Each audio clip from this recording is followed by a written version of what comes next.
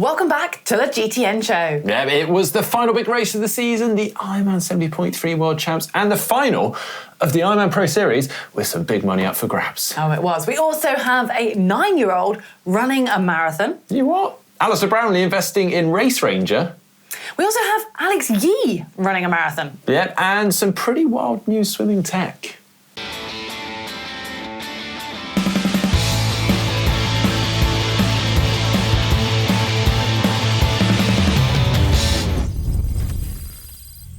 Okay, we have got a lot to chat about this week, obviously the IRONMAN 70.3 results. Before we do, did you see Lionel's video drop? I missed it. I'm afraid I wasn't on the alerts. It's great. This will change the way I train forever. And I mean... You personally? Lionel. To be clear, I'm not poking fun at Lionel, but it does feel like he changes his training methodology quite often, every year maybe. I mean, if you only have to read the comments, and basically everyone is saying it's kind of, it's like clockwork. It's actually predictable that he's going to have some revelation. There's this one here for 1.1k likes. It wouldn't be a triathlon off-season without Lionel blowing up his whole training plan and starting from scratch again. So what we love about Lionel, obviously, he just sort of lays it all out there. He's very honest, and in this video, he just literally opens up about what's gone wrong and what he needs to change. And he's taken advice from Sebastian Kienle's old coach, and it's basically not everyone can train the same, and you need to find what works for you and is individual to you, which isn't that groundbreaking, if you ask me? But anyway, Lana's taking it on board, and that's great to hear. So we'll follow that. But I also feel there's something like part of me always buys into it. And I'm like, I really want to see Lionel back on top again. Exactly, and I think that's what's so great about him, and that's why so many people watch his videos, because it's amazing. So we will wait to see what 2025 brings, won't we? Oh. We spotted this one from Joe Skipper. He's always one to sort of have a bit of a laugh, isn't he, on his Instagram? And he spotted that Colin Chartier's silver place at Challenge Program in Mallorca was being sort of celebrated by Challenge on their... I think it's on their Instagram. It was on their Instagram. It's a little faux pas by Challenge. I'm not sure they quite realised it, that they sort of collated through the years all the results and just threw this thing together, and it's probably some intern and Challenge that just sort of threw this together, didn't really realise. I mean, if you're not in triathlon and you're just going through the results, it's still standing there. You probably just went, oh... And in fairness, this was before his doping scandal, so it's just it's more just the promotion of it, isn't it? Anyway, how about this one? A 9-year-old running a marathon.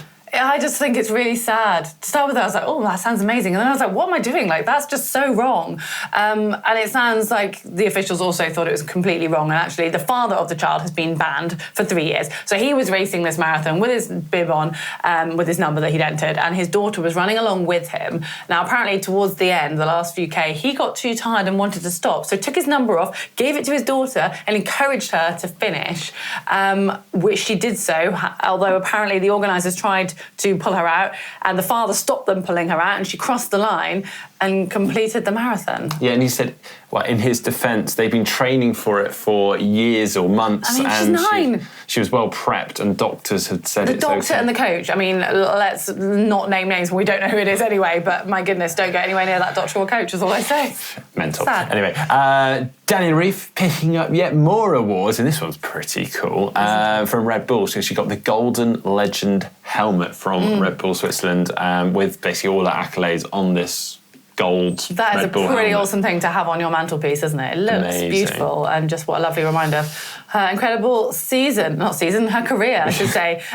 Laura Philipp is just extending her brand, her kick-ass brand, which I think has obviously excelled a bit after she's become Ironman World Champion. And she's added some earrings to that, which is probably a rather apt time just before Christmas. A good marketing for Laura. Very good marketing. And they're rather cool too. Yeah, she said she's developed a new clasp because a lot of them just come off when you swim, so she can leave these on when she's doing triathlon. Pretty cool. A final one, as we get into the IRONMAN 70.3 World Champions chat. There were obviously a few last-minute withdrawals, which is always very sad to see. But one notable one that stuck out was Casper Stornes. Just a couple of days out from the race, he was hit by a car and therefore unable to race. So he was there on the sidelines, but all bandaged up. It didn't take anything away from, obviously, the excitement of the race. There was still fantastic racing that happened in the depth of field. But yeah, sad to see people like himself not racing. And now on to the IRONMAN 70.3 World Championship recap. And we'll keep it fairly brief because many of you have probably watched it already, but we'll give you a bit of our take on it. First off, I mean, I don't know if you saw the haka before. I missed both that of the bit, races. both days. Annoyingly. It was, I mean, even though I was watching it through a TV, it was, quite moving. It was, cool. quite amazing. I mean, I love watching it at the start of rugby, so I can imagine it was, similar. Yeah, it's just amazing for, I don't know, quite unique to see for World Championships, and they sort of really lent into that tradition. It was really cool. But anyway, on to the race then. Women's first took place on, our Friday evening. Saturday that's morning. also confused me, didn't it? But it meant it was really good for us in Europe for watching. Kind of like it meant Friday and Saturday nights were ticked off. So Taylor Knibb, going in as defending champion, set her intentions pretty clear, didn't she? She was out fast at the swim. And initially there was a little bit of a break of 4 of them, but then the group got together, so towards that final buoy marker, and there ended up being 15 athletes coming in pretty much together but strung out, so much so that actually the top 20 were all within 1 minute, and there were some top contenders in there. I think 44 seconds back we saw Kat Matthews and Ash Gentle, who were obviously 2 that Taylor would like to have seen a bit more of a gap behind if she could, but then it was through transition, and Taylor soon made her mark on the bike. Yeah, she pretty much rode solo for the entire race, and very quickly we saw Imogen Simmons and Kat Matthews move to the front, or should I say at least chasing Taylor Knibb. For the other position. And they worked very well together and sort of pushed ahead of the other chasers, being Ash Gentle and Paula Finley and various people behind. And then we had I think it held at around a couple of minutes for a majority of the race. And we sort of lost the tracker momentarily, actually, as we hit Heartbreak Hill around 70 to 80 kilometres in. And then suddenly the times came back and it had ballooned out to over 4 minutes for Taylor Knibb. So she really had kind of tried to put a bit of an effort in just in the tail end of the bike as she went into T2. Yeah, I think she did actually say in her sort of post-race interview that she maybe overbiked slightly. I mean, this is coming from someone who, no spoiler alert, who won to say that. But anyway, it was 4:39 her lead into T1, and I think people were sort of saying like Kat needed maybe 3 minutes was doable potentially, and I think in Kat's head the way she set out on the run, she still thought it was doable, and you've got to believe that, haven't you? I mean, 4:39 over a half marathon is a big deficit, but Kat was absolutely flying on that And run. also, I know it's only a 70.3, I say only, but anything can happen. Yeah. And as we saw in the men's race as well, which we'll get onto very briefly. And Taylor has had stomach issues in the past, even in the T100 distance. So you've got to race the race until it's over. Yeah, and also there were, as we'll get onto also in the men's race more so, there was a race within the race. We had the Ironman Pro Series up for grabs, and Kat was obviously in the running for that. And I mean, all she had to do at this point was complete the race, really. Yeah. But she did more than that. She went out like a steam train, and she held on to it, a 1:15 half marathon run. Yeah.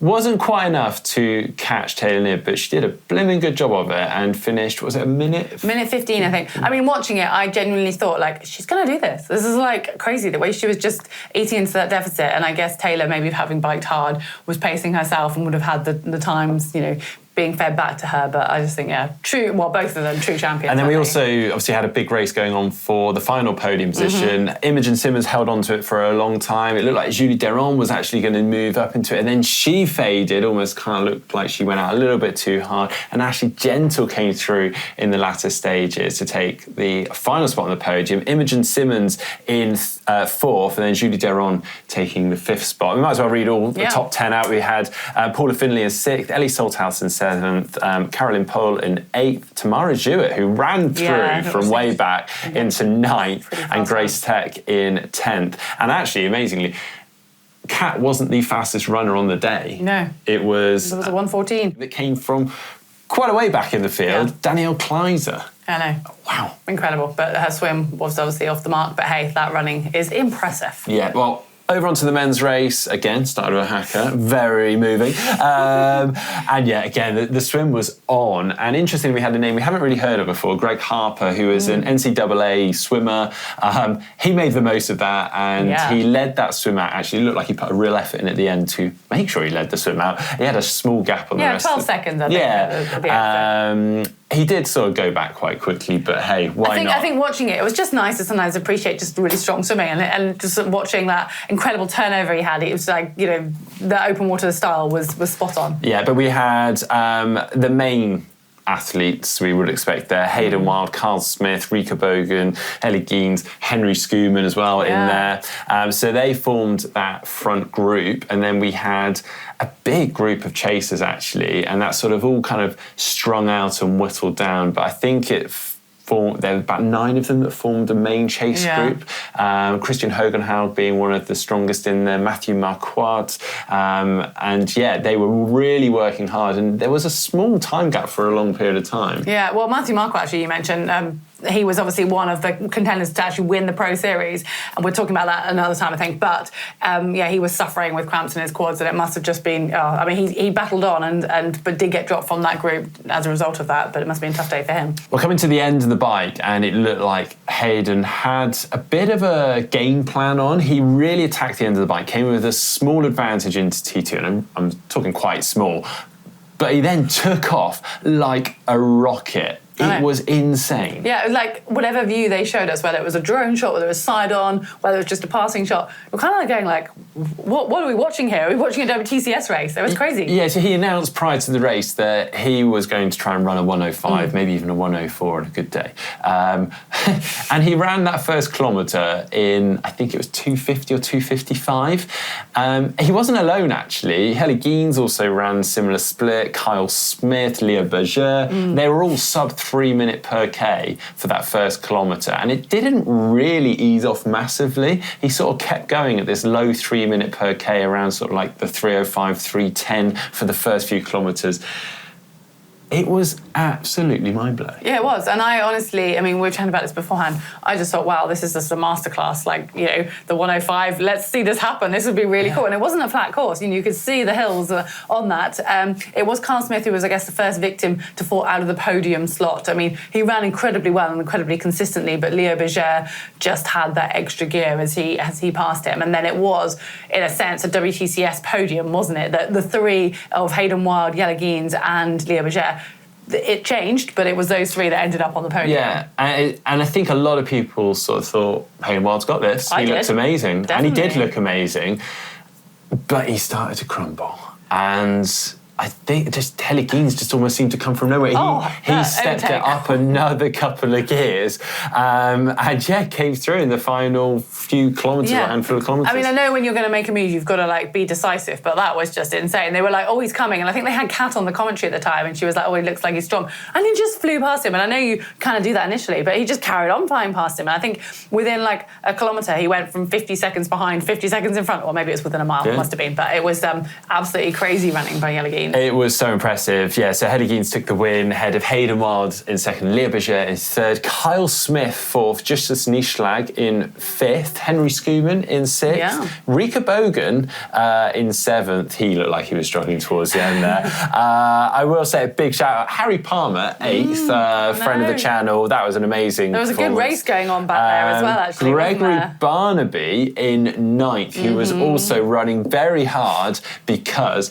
Points mean prizes. Points mean prizes, and we had the Ironman Pro Series up for takes, and finally rounding out Mark de Brick in 10th. So, on to the Ironman Pro Series. Kat Matthews took the win on the Ironman Pro Series. Just stormed away with it, didn't she? No one had a look in. Jackie Herring in second and Lottie Wilms in third. On the men's race, it was Gregory Barnaby that took the win there, ahead of Patrick Langer, who opted not to do the 70.3 World Champs, which was controversial. Christian Hogenhaug in third, and then Matthew Marquardt in fourth. And Patrick actually put a little Instagram post out saying, he actually received his award for second virtually from Scott DeRue, the CEO, and he said what a nail-biting finish it was. Obviously, he's glued to the screen. For various reasons. He said, congrats to Gregory Barnaby on a well-deserved win, and to Mr. Hogenhaug for rounding out the podium. Always a true fighter. What do you think? Was the Ironman Pro Series success, or would you tweak anything for the future? Let me know. He has also said maybe reflecting on his decisions for next year. He might do it differently. It was what he decided to do. He lost, what was it, $70,000, I think, I wouldn't say by not going. He had to perform, obviously. It wasn't just a matter of ticking the box out there, was it? But, it made for an exciting end of the season. Other notable mentions, of course, there was loads of amazing age group racing going on out there. But Michaeli Jones, who is an Olympic medalist. Olympic silver medalist, Ironman World Championship champion. And just all-round legend. Retired pro. She's raced at the Paralympics as well as a guide and got a gold medal in that. Yeah, she won her age group. I mean, I feel sorry for anyone in her age group, but really cool to see her still racing. And that's a very fast, what is it, the female 55 to 59 I feel for anyone group. in that age group. But yeah, very well done to her. Moving on, Race Ranger have got a new investor in none other than Alistair Brownlee, who actually got a couple of penalties due to Race Ranger this year. It seemed like he was cursed by Race Ranger, didn't it? I mean, it was 2 in a row, I think, and costing him potentially a podium place. And, eventually he managed to go without a penalty and actually get on the podium. Yeah. Well, of course, Race Ranger has done some amazing things for our sport. It is, if you're not aware, the draft busting system currently they've been using it in the pro racing, that goes on the front and the back of a bike, and the sensors will detect the distance between each sensor or each bike athlete, and for the athletes they can then gauge and see what the distance is based on the colours on there, but also, quite importantly, that data is sent to the referees and the event organisers, and they can see who is in that drafting zone and hand out penalties quite legitimately with authority, because they have the data right there. And they know who to go and sort of keep an eye on if it keeps sort of flashing up. I mean, it was at the Paralympics, which is pretty mega, isn't it? For a year, for a company to be sort of growing, it's got into Ironman, into T100, I think Roth, and then the Paralympics. Loads of races there. Really cool. So to have Alistair Brownlee behind it is quite phenomenal, really, not just with his investment in money, but also his know-how, his experience in the sport. He actually said this comment: "I've used the system a bunch of times since Ibiza last year and really like what it has added to the racing. Yes, I did cop a couple of penalties along the way in T100 races this year, but Race Ranger really does take out a lot of the ambiguity and creates a much fairer playing field than previously." And then the Race Ranger co-founder James Elvery went on to say, "We've had a massive 2024 with Race Ranger being used at 37 of the world's biggest non-drafting triathlons, including Paris Paralympics, Ironman Pro Series, T100 World Tour and Challenge Roth. We're now growing our team, focusing on adding features to the system and making it scalable and more applicable for age group use." Yeah, that part is exciting for me, and we'll have to wait and see what that actually means, don't we? Yeah. Also, we've just had this news in. Alex Yee is going to do a marathon, and not just any old marathon, he's going to do London Marathon, his hometown, this year. And he's not just doing it for like a bit of fun, by the sounds of it. He is focusing on this, and he's already using his Coros watch to sort of give him, that's apparently predicting a 2:13 at the moment. And we have to imagine he's not really done that much focused training just yet, because his season's only just ended. It's sort of party celebrating, his Olympic gold at the moment. Yeah, so for transparency, obviously, Coros has sent this through to us as kind of breaking news, and they've had a little delve into his app. They've seen that it said 2:13 predicted marathon time, and he hasn't even done any marathon training yet. So quite excited to see what he does do when he does a bit of mileage for specific to I imagine training. he can't afford to have Christmas Day off if he's got that target this spring. Let us know what you think he's going to run in the comment section down below. That'll be quite amazing. Just exciting to watch, isn't it? And Whatever also, happens. Not forget, it's Spotty tonight, which Alex Yee is nominated for. So if you're in the UK, get nominating if it's not too late. Voting. Voting, sorry. Voting. Yeah, good luck to Alex in the world of triathlon for that. Cool. XTERRA got a new venue for their European Championships. Yeah, it's your eye, hasn't it? Zittau Mountains in Germany. I'd not heard of this place before, so I quickly Googled it.